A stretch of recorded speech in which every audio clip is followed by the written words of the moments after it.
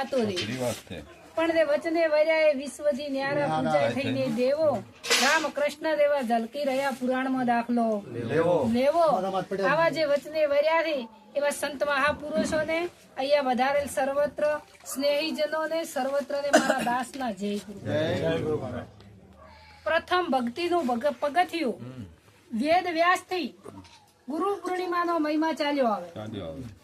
ગુરુ પૂર્ણિમાનો મહિમા એવો છે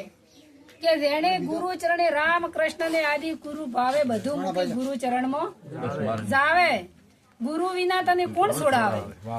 આ જીવ જેમ જેમ ઉદ્યમ કરે છૂટવાનો તેમ તેમ બમણો બંધાય આપ બળે છૂટે નહીં છોડાવે સદગુરુ રાય જેના જીવનની અંદર પ્રથમ તો ગુરુ નથી એનું જીવન અધૂરું છે ખાય પીએ ઊંઘ આવે તો ઊંઘે ને મોત આવે તો મરી જાય આવું તો જનાવરે જીવન જીવે પણ આપણે પોચ ઇન્દ્રિયનું જ્ઞાન છે અને તો આપણું પોતાનું ભોન ભૂલી જાય કે આપણે શું કરવા માટે આયા હતા